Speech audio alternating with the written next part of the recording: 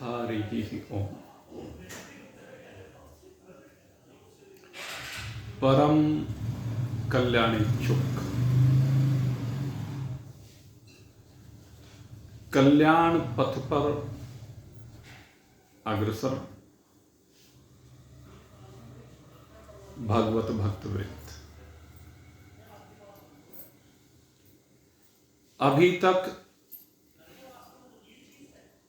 श्रीमद् भागवत स्वाध्याय में आपने श्रवण किया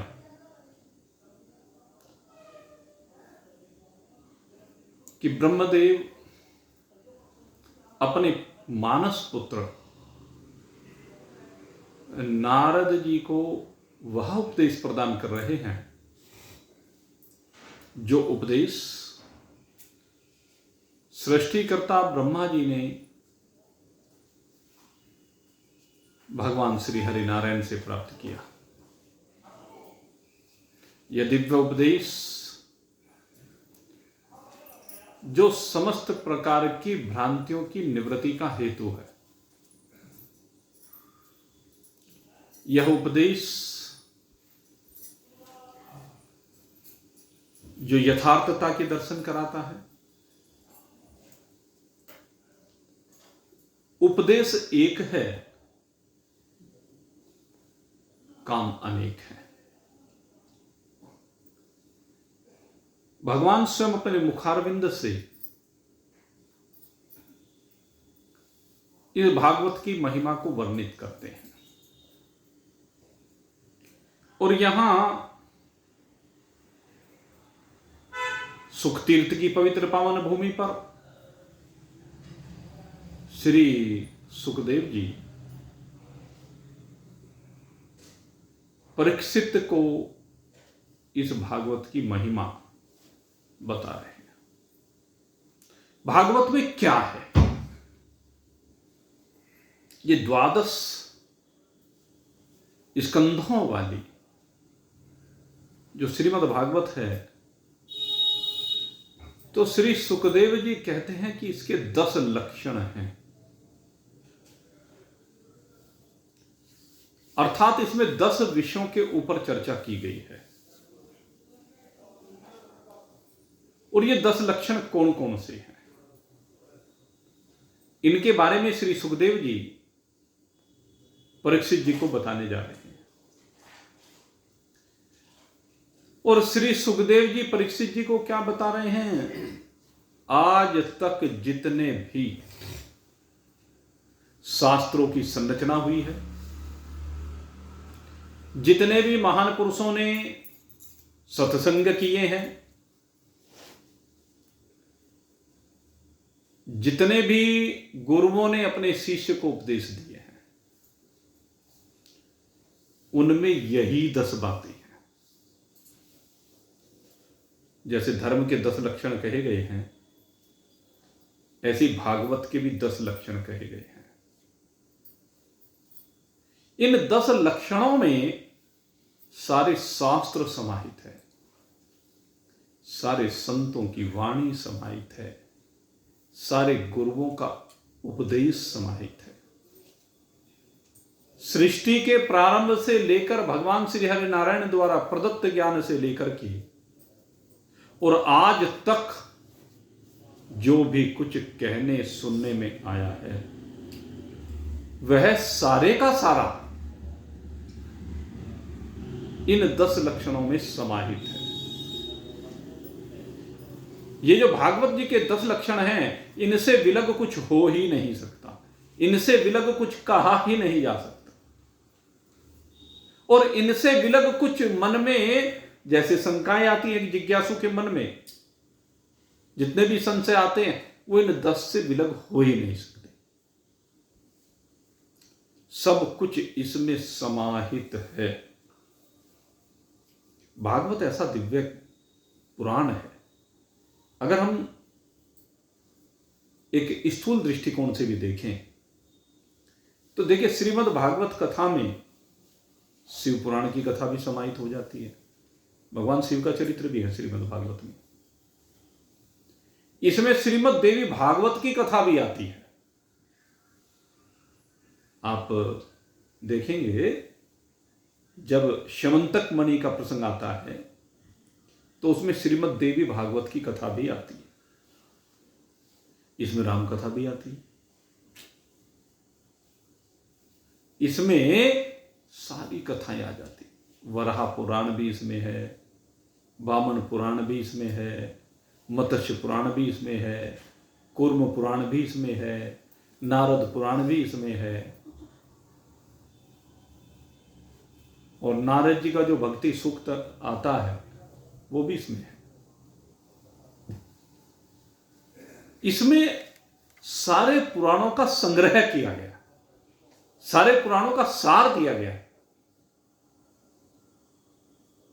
दृष्टि की बात है, जो उन पुराणों में कहा गया है वो सब कुछ श्रीमद् भागवत में है। ऐसा एकमात्र शास्त्र है, इसीलिए इसको महानतम शास्त्र कहा गया है, इसलिए इसको सबका सिरमौर कहा गया है। श्रीमद् भागवत पुराण तिलकम, क्या कहा? ये पुराणों का तिलक है, क्राउन है, ताज है। क्यों? क्योंकि भगवता अयम भागवतः, इस भागवत में स्वयं भगवान विराजमान है और भगवान से विलग कुछ होता ही नहीं है। जो भी कुछ होता है यहां पर, जो भी कुछ अस्तित्व में आता है वो भगवान से आता है। अस्तित्व में आने के बाद जब उसका पालन होता है तो भगवान से होता है, और जब भगवान लीला का स्मरण करना चाहते हैं तो वो भी भगवान में इस लीला का स्मरण होता है। ये सारे का सारा भगवान में चला जाता है। जो भी कुछ कहने सुनने में आता है वो सब भगवान से पृथक कुछ भी नहीं है। इसलिए ये जो 10 लक्षण हैं इनको भली प्रकार से समझना चाहिए। ये भागवत जी के जो 10 लक्षण हैं एक एक को समझिए, और सही मायने में समझने के लिए ज्ञान है भी यही। हम अगर यदि भागवत जी की चर्चा करें तो लौकिक रूप से किस्से कहानियों की चर्चा होती है, संकीर्तनों की चर्चा होती है। यद्यपि वे भी सब पारमार्थिक हैं, वे सब धार्मिक विषय होने से परमार्थ की ओर ले जाने वाले हैं, लेकिन अधिकांश वक्ता और अधिकांश श्रोता केवल ऊपरी दिखावे मात्र में रह जाते हैं। उनमें क्या बताया जाता है जो कर्मकांडिक रूप में भागवत कथा को कहते हैं कि फलानी तरह का तिलक लगाना चाहिए, शैव मत में ऐसा तिलक है, वैष्णव मत में ऐसा तिलक है, रामानुज संप्रदाय का ऐसा तिलक है, चैतन्य महाप्रभु का ऐसा तिलक है, फलाने का ऐसा, फलाने का ऐसा। 100 तरह के तिलकों की बात आती है। जितने मत, जितने संप्रदाय तिलकों में उलझ कर रह गए। यद्यपि तिलक जो है इस मनुष्य शरीर का एक आभूषण भी है, और वैज्ञानिक दृष्टिकोण से तिलक हमारे मस्तिष्क को ठंडक पहुंचाता है, इसलिए लाभकारी भी है। इनको धारण करना एक अच्छी चीज है, लेकिन इन्हीं में उलझ कर रह गए ऊपर ऊपर, इनकी सीमा में फंस करके रह गए ऊपर ऊपर। फलानी तरह का तिलक, फलानी तरह की माला, 100 तरह की मालाएं बता दी गई। कहीं कंठियां हैं, कहीं मालाएं हैं, फलानी फलानी जगह चंदन लगाना है। तो ये सब क्या है? ये कर्म कांडिक प्रक्रियाएं हैं, और ये प्रारंभिक स्तर पर होनी भी चाहिए। लेकिन जौन से प्रारंभिक स्तर पर विराजमान हैं, वे प्रारंभिक स्तर के लोग आगे ऊपर वालों के बारे में क्या जाने? वे उनके संदर्भ में क्या कहा जाना चाहिए, क्या जाने। ऊपर जब पहुंच जाते हैं, जो पीएचडी कर रहा है या जिसने पीएचडी कर ली है, उसके बारे में प्राइमरी का शिक्षक कुछ कहे, प्राइमरी का शिक्षक पीएचडी किए हुए डॉक्टर को अपनी प्राइमरी की पढ़ाई पढ़ाना चाहे तो उचित है क्या? क्योंकि वो प्राइमरी में है, इसलिए प्राइमरी के दृष्टिकोण से देखता है, और जो डॉक्टर बन गया है वो डॉक्टर के दृष्टिकोण से देखता है। दोनों के दृष्टिकोण में बेहद भिन्नता है। दोनों के ज्ञान में एक की शुरुआत है और एक अंत में पहुंच गया है, और जो अंत में पहुंच जाता है वहां पर जाकर के, कल आपको बताया था, छाप तिलक सब छीनी, मोह से नैना मिलाई के। प्रारंभ में ये कर्मकांडिक नियम कानून बहुत अच्छे हैं, लेकिन बाद में जाकर के ये सब स्वतः छूट जाते हैं। जिस प्रकार से भगवान ऋषभ देव जी वहां शुरुआती दौर में जब वो राजा रहे तो सब कुछ किया, लेकिन बाद में जब संन्यास लेकर के प्रकाष्ठा में पहुंचे तो तन की सुध बुध ही नहीं रही। कैसे कपड़े पहनने चाहिए, क्यों पहनने चाहिए, कहाँ रहना चाहिए, कैसे रहना चाहिए, सब नियम कानूनों से भगवान ऋषभदेव जी बाहर निकल गए। ऐसे ही जो ब्रह्मज्ञानी ब्रह्मनिष्ठ महान पुरुष होते हैं वो इन लौकिक परंपराओं से बाहर निकल जाते हैं, और जब तक परंपराओं में फंसे रहते हैं ये भी एक बंधन है भाई। इसलिए भागवत के स्थूल रूप को संकीर्तनीय पद्धति से, कर्मकांडिक पद्धति से, उस दृष्टिकोण से जब हम भागवत को देखते हैं तो बहुत साधारण सी चीजें नजर आती हैं, और इन साधारण सी चीजों में ही जो फंस कर के रह जाते हैं, उन्हीं की वजह से हमारे धर्म के ऊपर, हमारे शास्त्र के विषयों के ऊपर लोग उंगली उठाते हैं। जबकि हमारे शास्त्रों में हर चीज वैज्ञानिक है, लेकिन उस विज्ञान को कोई समझे तो सही। प्राइमरी का स्टूडेंट उस विज्ञान को नहीं समझ सकता। आवश्यकता है उस विज्ञान को समझने की। हम कलावा बांधते हैं, तिलक लगाते हैं, पूजा पाठ करते हैं, शंकर भगवान पर दूध चढ़ाते हैं, भगवान को तुलसी अर्पित करते हैं। इन सब के पीछे वैज्ञानिक तथ्य हैं। ये सब कार्य किए ही जाने चाहिए, लेकिन जो अनभिज्ञ है इन चीजों से वो समझ नहीं पाता, और समझ ना पाने के कारण से तुलना करने लगता है कि इससे बढ़िया तो ये कर लो। जैसे जब से सोशल मीडिया चला ना, इसने क्या ड्रामे करने शुरू कर दिए। कहने शिवरात्रि के दिन भगवान शंकर पर दूध ना चढ़ा करके इतना दूध जो नालियों में बहा दिया जाता है, इस दूध को गरीबों के बच्चों को पिला दो। भाई तुलना ना करो। आप शंकर भगवान पर जो दूध चढ़ा रहे हैं वो अपनी जगह है, और गरीबों के बच्चों को आपके पिलाने की भावना है, ये भी बहुत अच्छी भावना है। दोनों ही काम कर लो ना। अगर कर सकते हो तो दोनों काम कर लो। दूसरों को उपदेश अगर यदि देना चाहते हो तो पहले पिला के आओ, जरा बांट के आओ। जरा दूसरों को बहुत कह देते हैं कि धर्माचार्यों को न जाने क्या क्या दिया जा रहा है, इतना दिया जा रहा है, उतना दिया जा रहा है। अरे जितने भी धर्माचार्य हैं, चलो ठीक है, मैं मानता हूं कलयुग का विकार तो आ गया है, और कलयुग का विकार आने के कारण से उनके जो आश्रम है वो महल बन गए, इसमें कोई दो राय नहीं।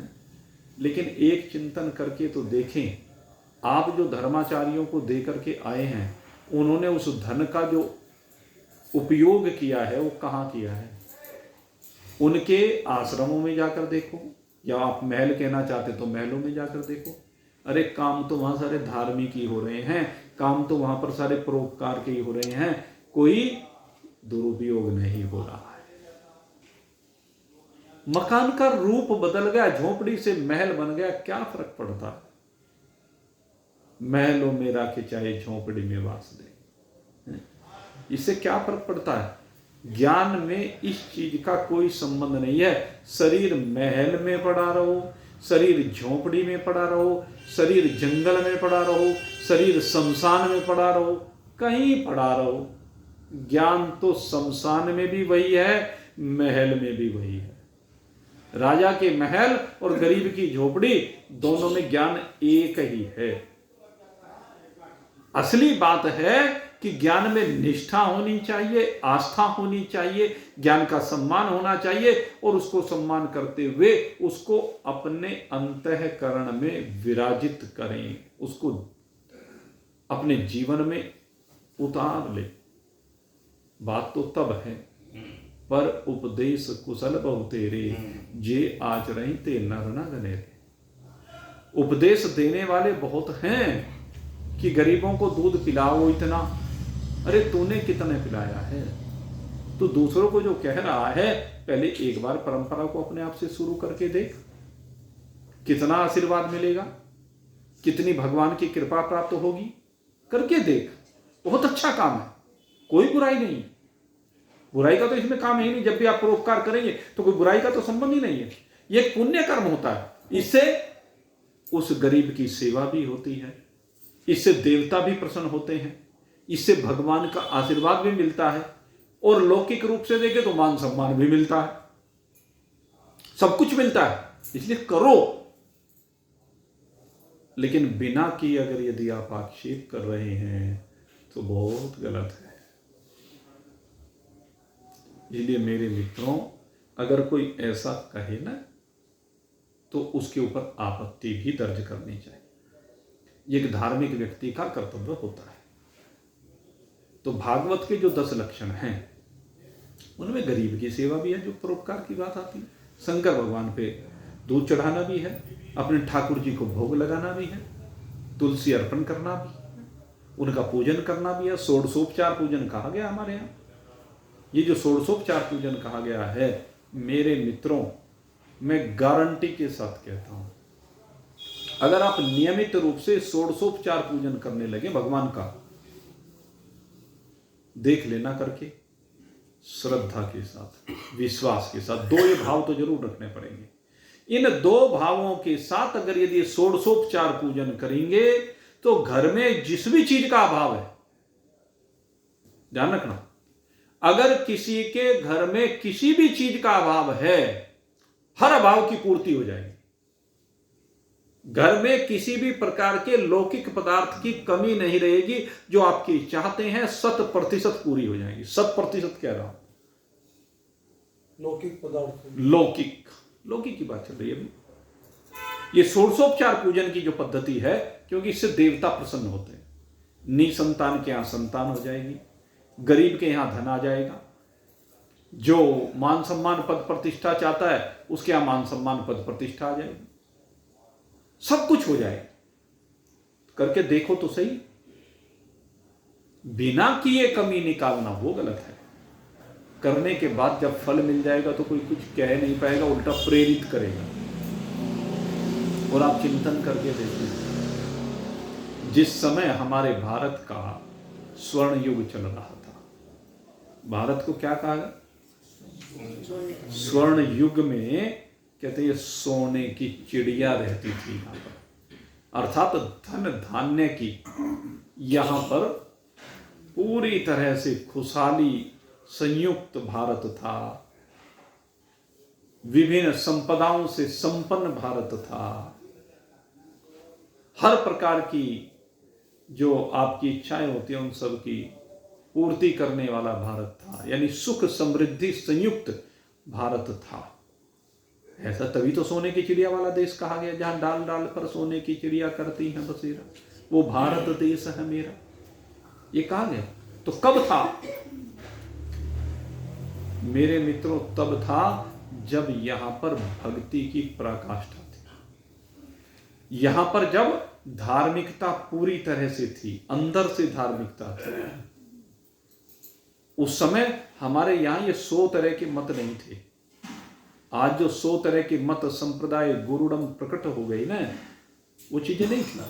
सिर्फ सब एक रास्ते के चलने वाले थे। हमारे वेद पुराणों में जो तरीका कहा गया भगवान की पूजा उपासना आदि करने का, उसके अनुसार सब करते थे, सादगीपूर्ण जीवन जीते थे, लोकोपकारी जीवन जीते थे। किसी के पास इसलिए कोई कमी नहीं थी, इसीलिए वहां आनंद था, सुख था, समृद्धि थी, क्योंकि देवता पूरी तरह से संतुष्ट थे, प्रसन्न थे।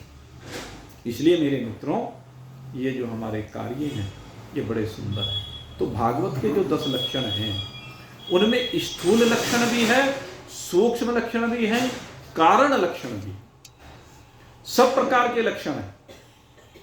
उनमें सब कुछ का वर्णन आया गया, उसमें कुछ भी छोड़ा नहीं गया। तो इन 10 लक्षणों को भली प्रकार से समझने की आवश्यकता है। शास्त्र के ज्ञान को भली प्रकार से समझने की आवश्यकता है। जिस समय हम भली प्रकार से समझ लेते हैं तो फिर हमारे अंदर पॉजिटिविटी आ जाती है, सकारात्मकता आ जाती है। जिसके अंदर सकारात्मक ऊर्जा आती है उसका मनोमस्तिष्क सरल हो जाता है, सहज हो जाता है, संतुलित हो जाता है। उसके अंदर धैर्य कूट कूट करके भर जाता है। सहनशील व्यक्ति के अंदर, संतोषी जीव के अंदर आप देखें तो विभिन्न विभूतियां आकर के विराजमान हो जाती हैं। इसलिए आवश्यक है मेरे मित्रों, अपने जीवन को हम शास्त्रोक्त सही दिशा दें और अपनी प्रवृत्तियों में बदलाव करें। सबसे आवश्यक है अपनी जो विचारधाराएं हैं उनमें बदलाव करने की आवश्यकता है। अपनी व्यवहारिकता में, अपनी सामाजिकता में, अपने पारिवारिक रहन सहन के ढंग में, इनमें सब में परिवर्तन करने की आवश्यकता है और जीवन को बहुत सहज बनाने की जरूरत है। अपने जीवन को जटिल मत बताएं। अगर यदि अपने जीवन को जटिल बनाएंगे ना तो उलझते चले जाओगे, और सरल बनाओगे तो खुलते चले जाओगे। आपका जीवन खुली किताब होना चाहिए, घर भी बाहर भी, बिल्कुल खुला दर्पण, सीधा सा, जैसा है वैसा दिखे, और मुंह में राम बगल में छुरी। ये दृष्टिकोण हो तो ऐसे व्यक्ति को ही कहते हैं जटिल जीवन जीने वाला।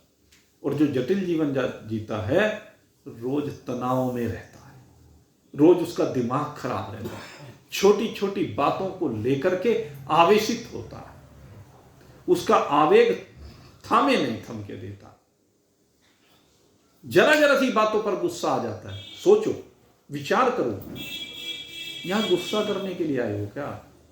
बूढ़े हो गए फिर भी गुस्सा आपका छूटता नहीं। चिंतन करें, इसमें सुधार करने की आवश्यकता। आवेग नहीं आना चाहिए, आवेश नहीं आना चाहिए। ये आवेग और आवेश, ये दोनों जीवन को खराब कर देते हैं, आपके जीवन में विसंगति बना देते हैं। इसलिए मेरे मित्रों, आवश्यक है जीवन को सरल बनाइए, सहज बनाइए। बहुत ज्यादा अभिलाषाएं मत कीजिए, बहुत ज्यादा संग्रह की प्रवृत्ति मत बनाइए। जितना आवश्यक है केवल उतना संग्रह कीजिए। ये बात मैं वस्त्र के बारे में भी कहता हूं, आभूषण के बारे में भी कहता हूं, ये बात घर में जितने भी पदार्थ हैं उन सब के बारे में कहता हूं, घर में जो जो चीज आपको चाहिए उन सब के बारे में कहता हूं। क्या करना है संग्रह करके? जो फालतू है, या तो अगर यदि ऐसी चीज है उसे बेच सकते हैं तो बेच दीजिए, या बेच नहीं सकते तो दान दे दीजिए। जो चीज आपके पास अतिरिक्त एकत्रित हो गई हैं उनका उपयोग नहीं रह गया आपके पास, रखे रखे आपके घर में जगह कम पड़ जाएगी, उसे देना प्रारंभ करो। अजी समय आने पर देंगे, आज से बढ़कर के समय बढ़िया कोई नहीं है। जब अच्छा काम करना है तो आज का दिन आपके लिए सबसे अच्छा है। आज लोगों की आवश्यकताओं की पूर्ति कीजिए तो कितना अच्छा है, कल के ऊपर क्यों छोड़ रहे हैं? इसलिए जो अच्छा काम करना है वो आज ही कर लीजिए। भाई कोई एक जना उनको देखो, मेरे ख्याल से उनको शायद तबीयत गड़बड़ है उनकी, शायद एक बार देख लीजिए जरा। बोलिए सच्चिदानंद भगवान की। तो मेरा कहने का भाव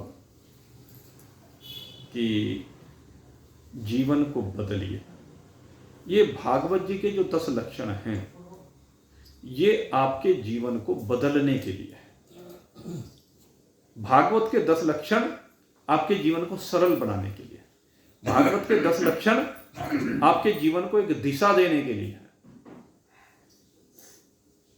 ये भागवत जी एक दिव्य ग्रंथ है, तो इसके दिव्यता को समझने के लिए श्रद्धा से संयुक्त होकर, विश्वास से संयुक्त होकर, प्रेम से संयुक्त होकर, गुरु चरणों में समर्पण करते हुए पूरी निष्ठा के साथ इस भागवत जी के ज्ञान को हम ग्रहण करें।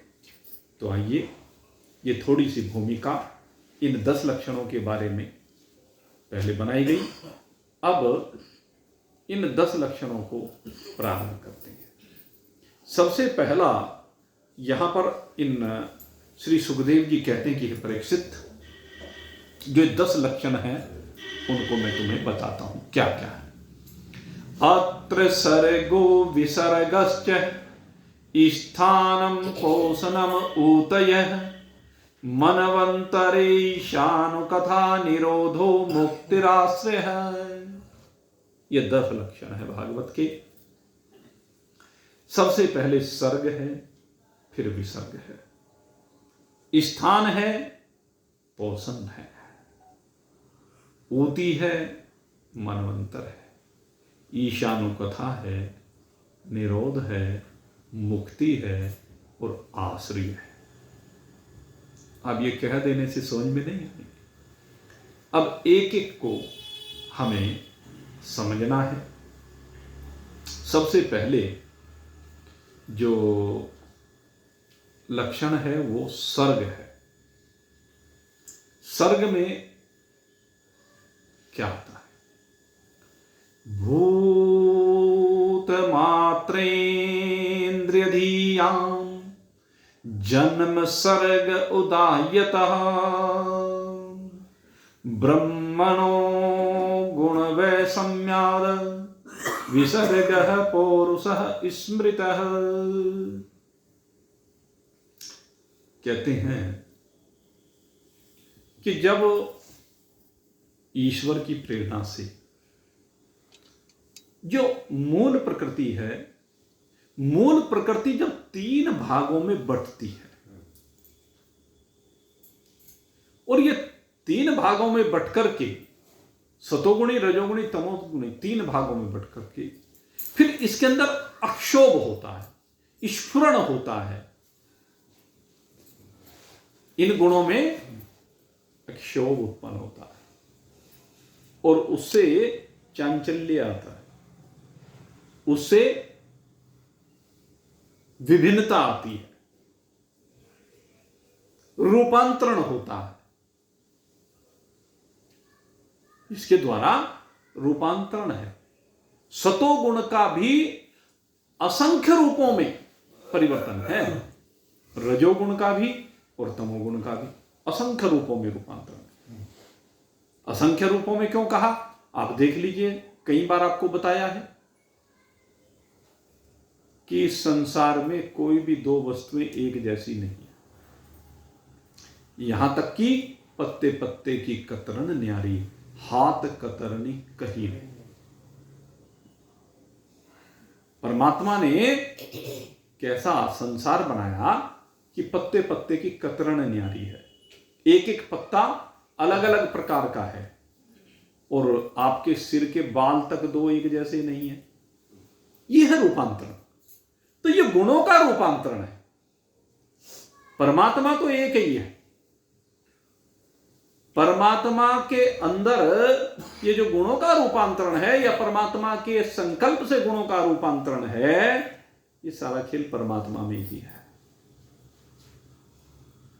और समस्त शास्त्रों में एक ही ज्ञान दिया है, ये परमात्मा तुझसे भिन्न कोई दूसरा नहीं। अपने इस परमात्मा स्वरूपता को हमें अनुभव करना है। आप परमात्मा रूप से अपने आप को अनुभूत करें। और वो कब किया जाता है? जब देह की सीमा से बाहर निकल जाए, जब इंद्रियों की सीमा से बाहर निकल जाए, जब प्राणों की सीमा से बाहर निकल जाए।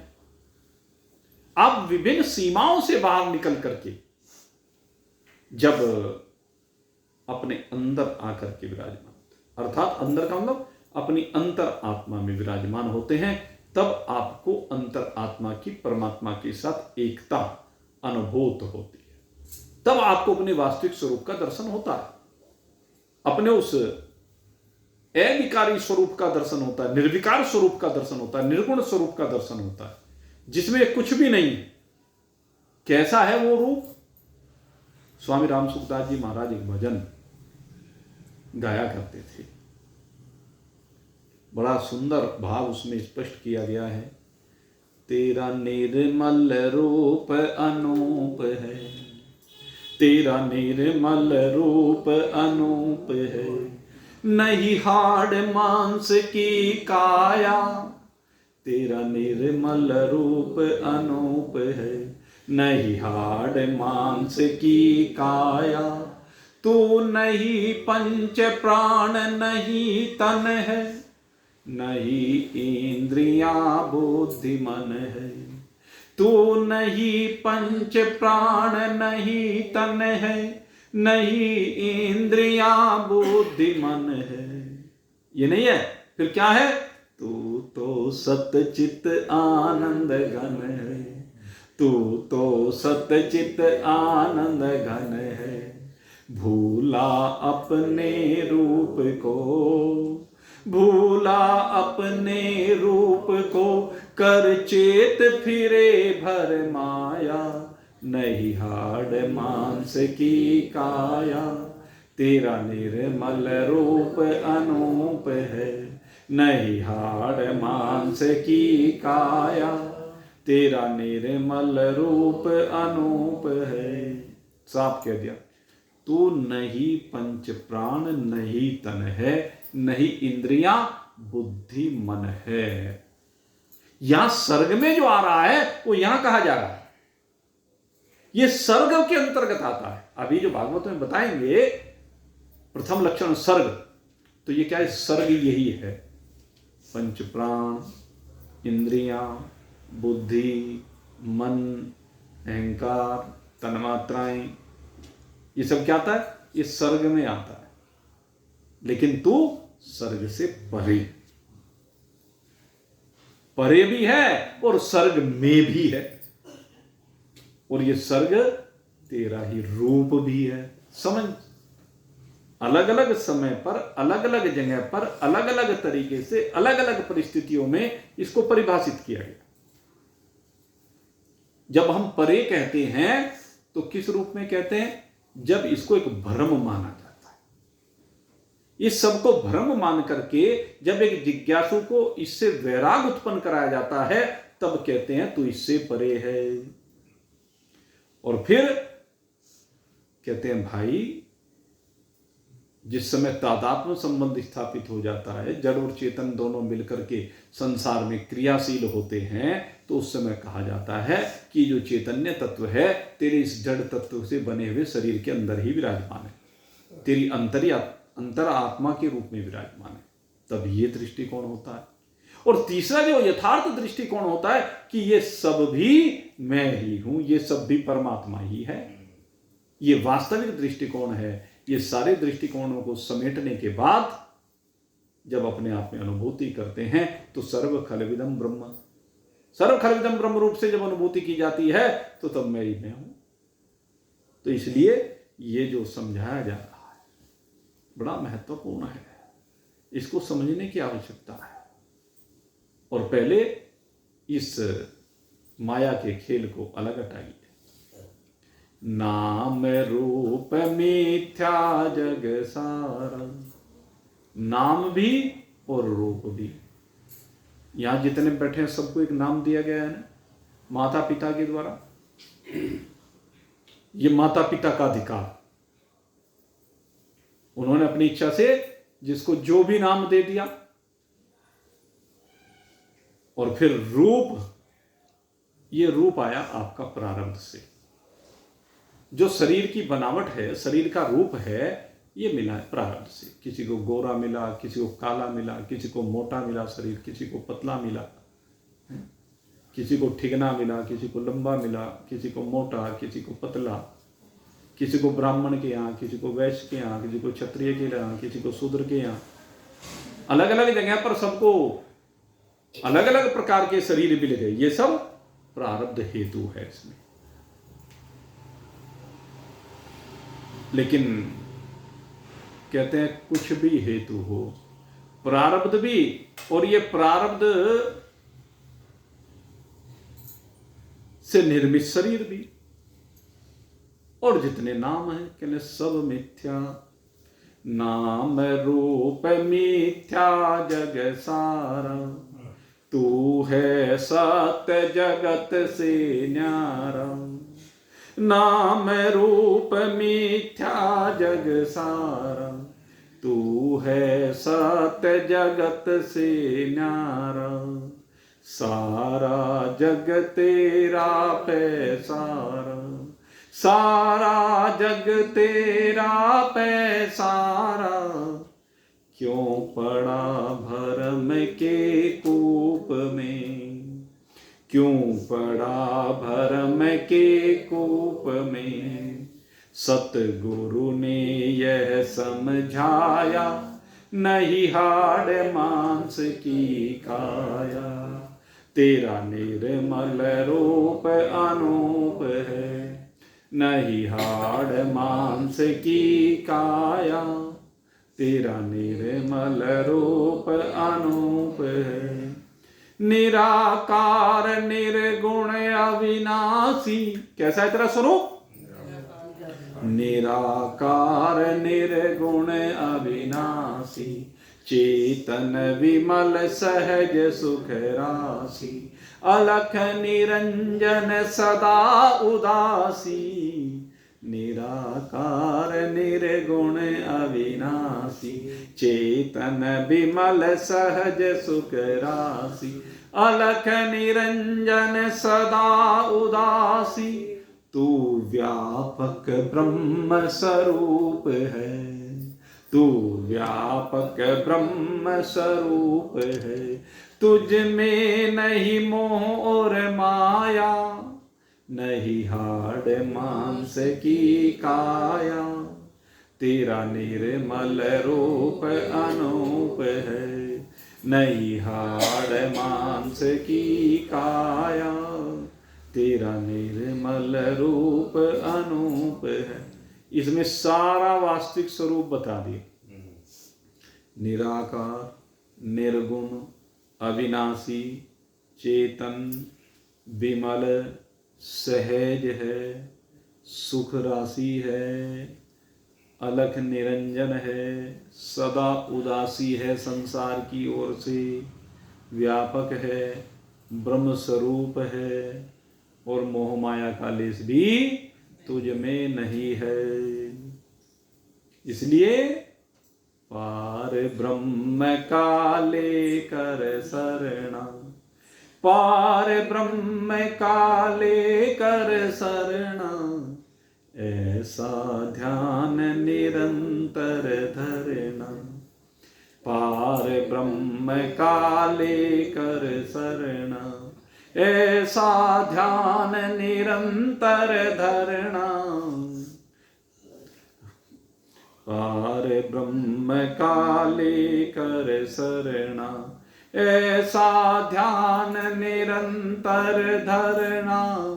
हरे कृष्ण फिर होय न मरना, हरे कृष्ण फिर होय न मरना। यहाँ हरे कृष्ण इस भजन के रचयिता का नाम है। यहाँ पर ये ध्यान करने की बात है। हरे कृष्ण फिर होय न मरना, वही अनोखा भूप है जिसने जिसने यह परम पद पाया वही अनोखा भूप है जिसने यह परम पद पाया, नहीं हाड़ मांस की काया, तेरा निर्मल रूप अनूप है, नहीं हाड़ मांस की काया, तेरा निर्मल रूप अनूप है। कहते इस वास्तविकता को ध्यान में रखना, भागवत के 10 लक्षण में यही है। जो भी 10 लक्षण हैं उनमें सबसे बड़ी बात है तू ही तू समाया हुआ है, तेरी ये वास्तविकता समाई हुई है। तो पहला क्या है? सर्ग। सर्ग का मतलब क्या है कि जब गुणों में क्षोभ उत्पन्न होकर के सूक्ष्म जगत की संरचना होती है, सूक्ष्म सृष्टि की संरचना होती है। गुणों में जब क्षोभ उत्पन्न हुआ तो क्या हुआ? गुणों का क्षोभ, गुण की विकृति महतत्व कहलाता है। गुणों की जो विकृति है ये महतत्व है, और इस महतत्व के कारण से ये 3 प्रकार का गुणों का खेल अहंकार के रूप में प्रकट होता है। 3 प्रकार का, एक वैकारिक अहंकार, एक राजस अहंकार, एक तामस अहंकार। इसके बारे में मैं पहले आपको चर्चा कर चुका हूं। ये 3 प्रकार का अहंकार है, वैकारिक अहंकार, राजस अहंकार और तामस अहंकार। जहां तक हम वैकारिक अहंकार की बात करें तो वैकारिक अहंकार से यानी सतोगुणी अहंकार से समस्त दैविक शक्तियों का सृजन होता है। वैकारिक अहंकार, सात्विक अहंकार दैविक सृष्टि की उत्पत्ति करता है, दैविक गुणों की सृष्टि करता है। आपके अंदर जितने भी दैविक गुण हैं, दैविक गुण कौन से माने जाते हैं? दूसरे का भला करने वाले गुण। ये कौन से हैं? ये सब दैविक गुण हैं, जिसमें परोपकार की भावना होती है, जिसमें दूसरे को सहयोग करने की भावना होती है, जिसमें जीवन को अपने लिए नहीं दूसरे के लिए जिया जाता है। हमारा जीवन किसके लिए होना चाहिए? दूसरे के लिए होना चाहिए। ये दैविक लक्षण है।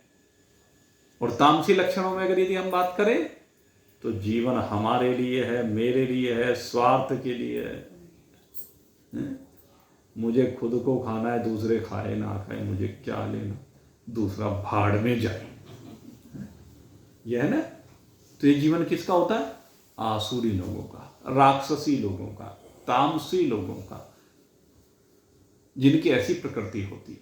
लेकिन जो दैविक प्रकृति से संयुक्त होते हैं उनके जीवन में समर्पण होता है, उनके जीवन में त्याग होता है, उनके जीवन में तप होता है, उनके जीवन में दान होता है, उनके जीवन में यज्ञ होता है, उनके जीवन में धर्म होता है, उनके जीवन में सत्य होता है, उनके जीवन में ईमानदारी होती है, उनके जीवन में परिश्रम होता है, उनके जीवन में परोपकार होता है।